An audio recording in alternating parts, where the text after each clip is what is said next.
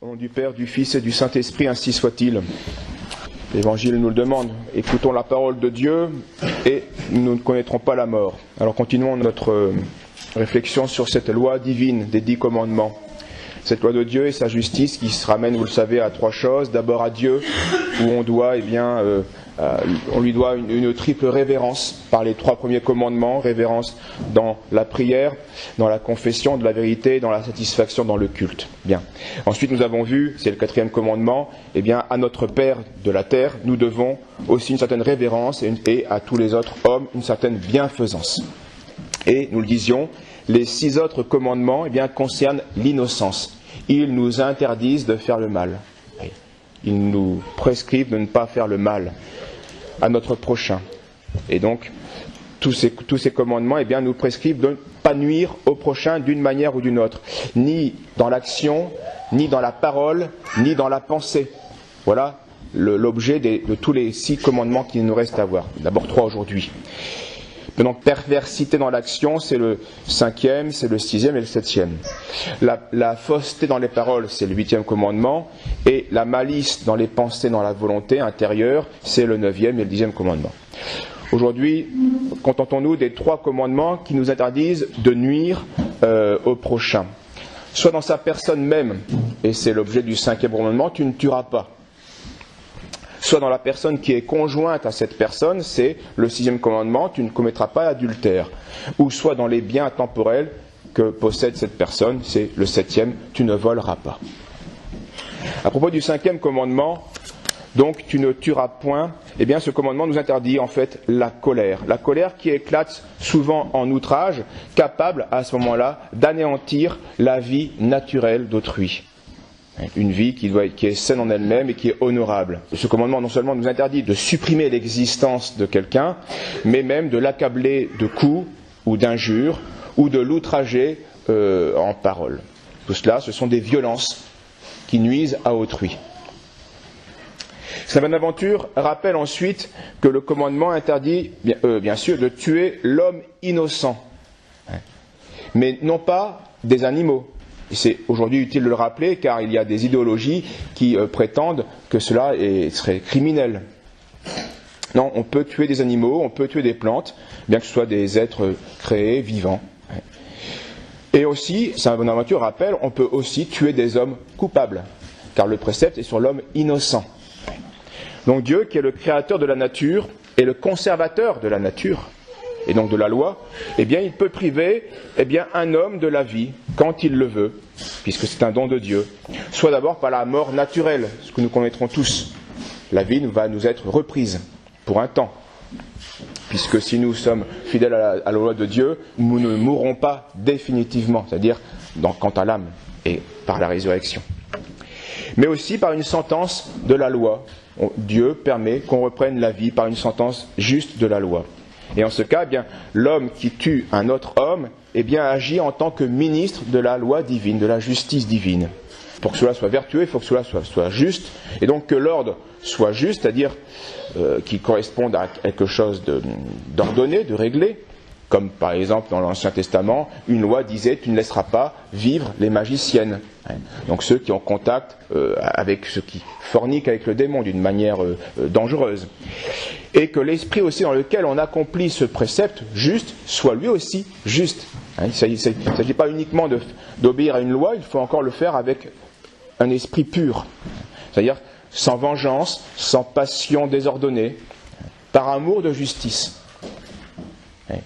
On doit faire ces choses-là par l'amour de la justice, par devoir, et pas par inclination ou par passion.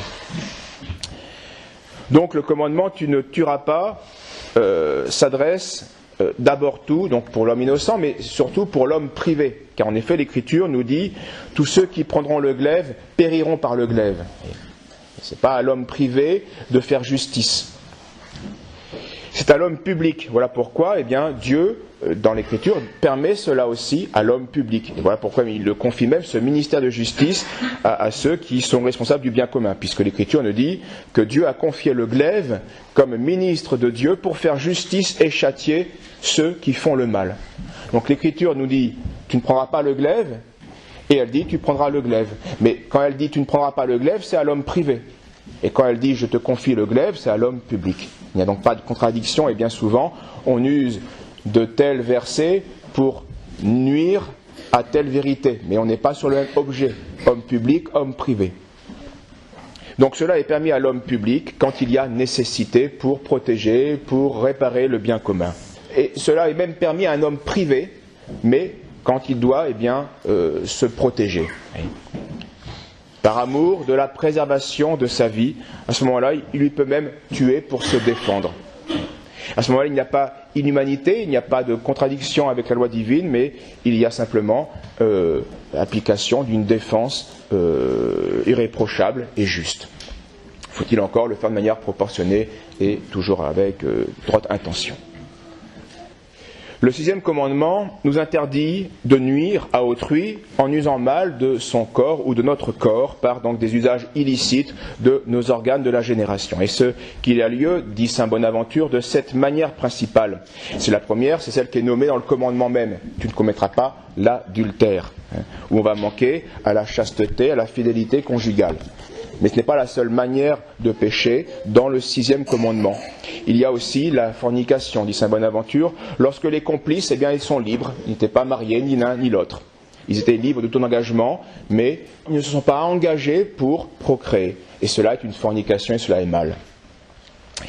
On peut aussi pécher par la débauche, soit lorsqu'on se prostitue, ou soit lorsqu'on va de rencontre en rencontre, on vagabonde, on prête son corps sans lien. Cela est aussi mauvais. On peut pécher, dit encore saint Bonaventure, dans le sturpre. C'est un mot latin qui désigne bien le viol d'une vierge. Cela est un péché plus grave, évidemment.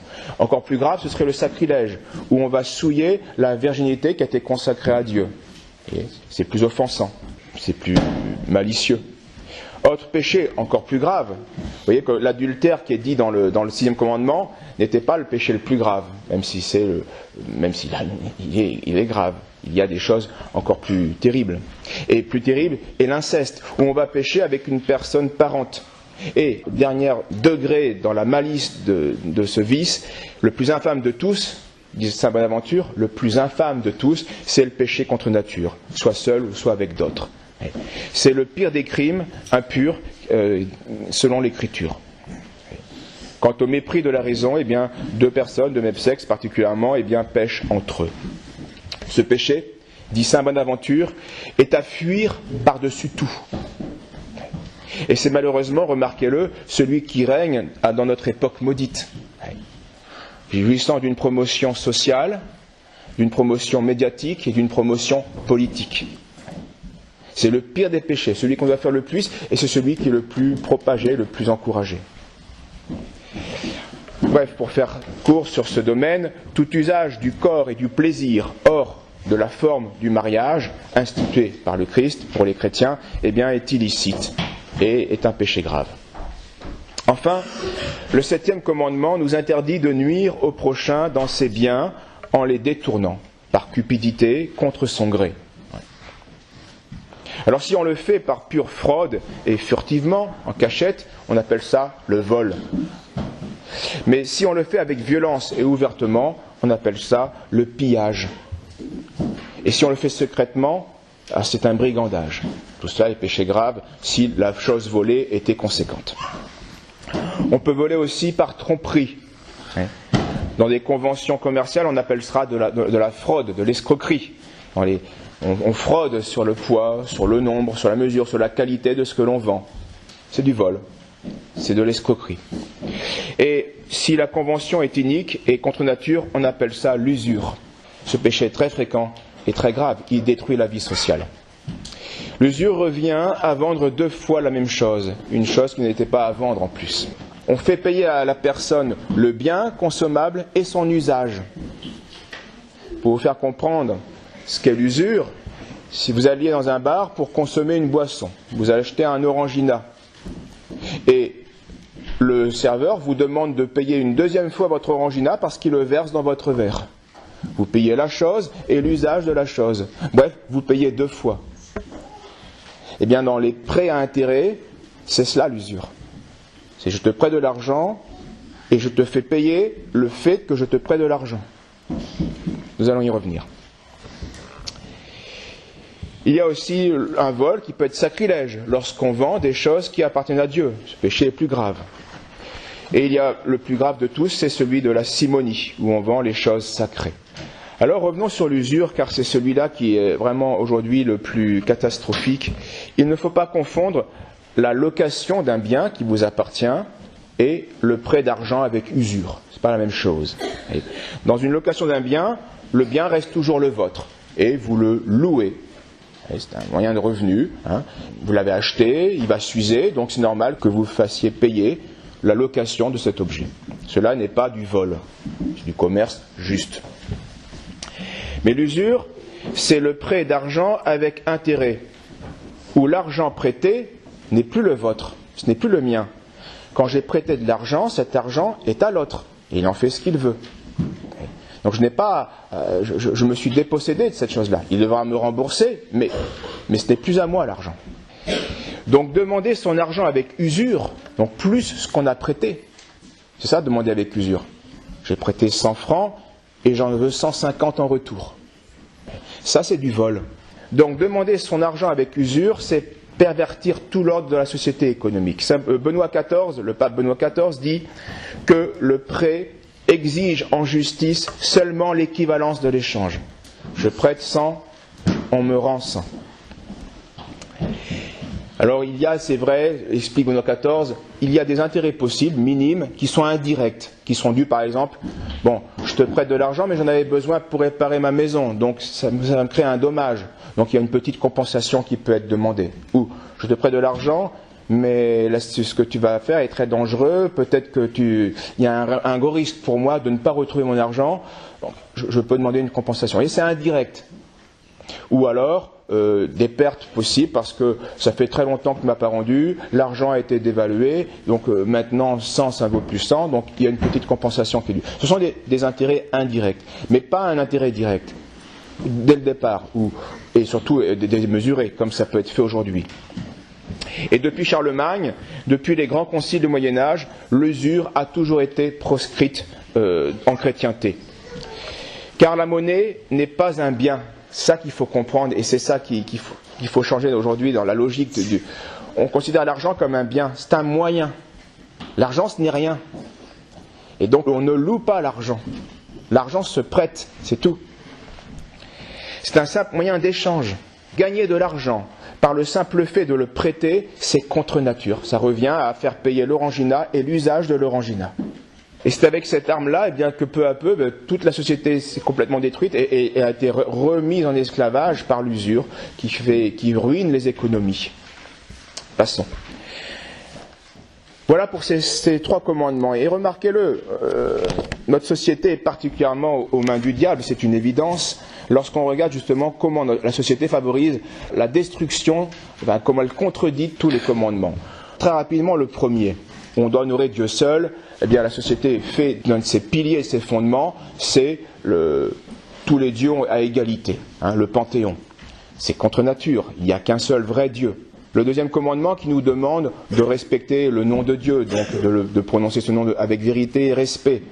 Et aujourd'hui, un des fondements de la République, c'est le droit au blasphème. À chaque fois, on l'entend. On a un droit civique au blasphème.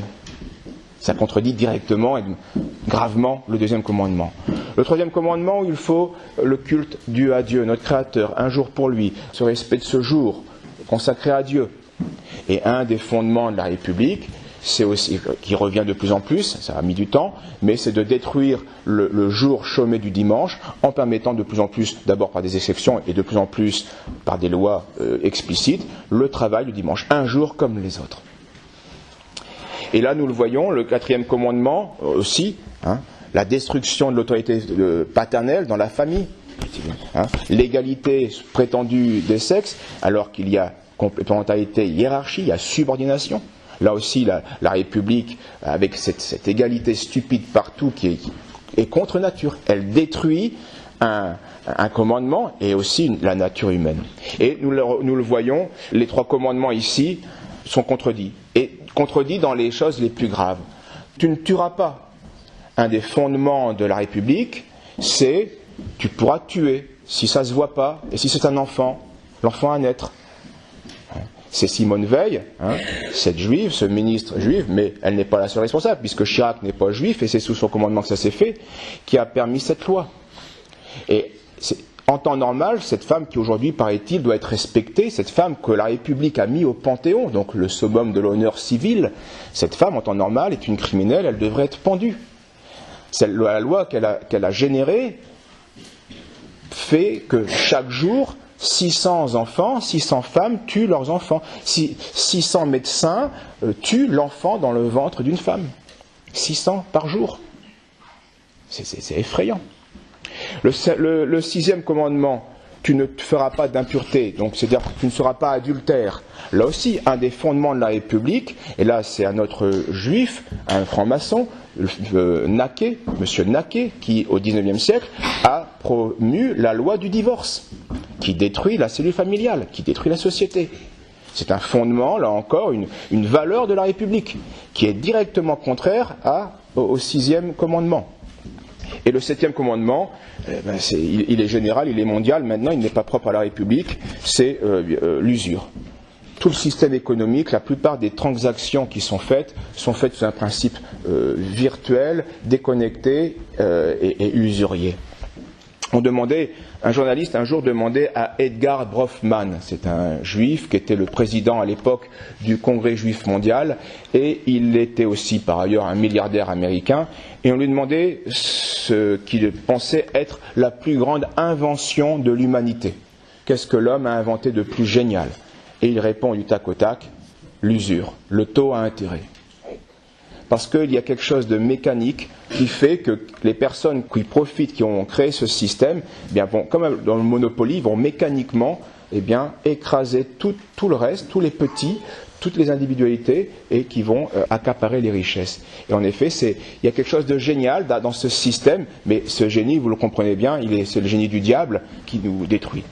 Et puis, ce n'est pas l'objet d'aujourd'hui, mais voyons le 8e commandement, tu ne mentiras pas, la vérité. Eh bien aujourd'hui, il y a des lois qui nous empêchent de dire la vérité, qui nous obligent à mentir si on veut vivre encore socialement, que ce soit des problèmes historiques ou des problèmes génétiques, biologiques. La loi interdit de dire les faits, la réalité, la vérité. Bref, vous le voyez, notre société est frontalement opposée au commandement de Dieu. Et bien sûr, comme conséquence, ça nuit à la santé de la société. Pas besoin de faire d'image. Et il est fort probable que si aujourd'hui les méchants arrivent à faire ces lois iniques, c'est parce que la masse chrétienne a commencé à un autre niveau, peut-être pas public et social, mais à un autre niveau, à son niveau individuel, à ne pas obéir aux lois de vie, aux lois des commandements. Les chrétiens, de manière massive, n'ont pas respecté ces commandements. Et il ne faut pas s'étonner alors que par châtiment et par pure logique, que ce sont les plus méchants qui dominent et qui tirent encore plus dans le sens du mépris et de l'outrage à Dieu et au mépris des lois de vie. Les commandements ne sont pas à négliger, ce sont des lois de vie. Aussi importantes que le devoir de respirer ou la circulation sanguine, vous le savez, il y a des règles. Nous sommes faits pour vivre sur une planète avec une gravitation et la tête doit être en haut et les pieds doivent être en bas. Si vous cherchez à vivre la tête en bas, le système sanguin va être défaillant. Il n'est pas fait pour ça. Ce n'est pas fait pour cela. D'ailleurs, ça pose des gros problèmes aux astronautes parce qu'ils ne sont plus sous la gravitation et donc il y a tous des problèmes. Voilà pourquoi on ne peut pas rester plusieurs mois dans l'espace parce qu'on n'est pas fait pour cela. Nous sommes faits pour quoi? Nous sommes faits pour adorer Dieu, respecter son nom, pour le louer et nous consacrer à lui. Nous sommes faits pour être bienfaisants les uns envers les autres. Nous ne sommes pas faits pour faire du mal à autrui. Au nom du Père, du Fils et du Saint-Esprit, ainsi soit-il.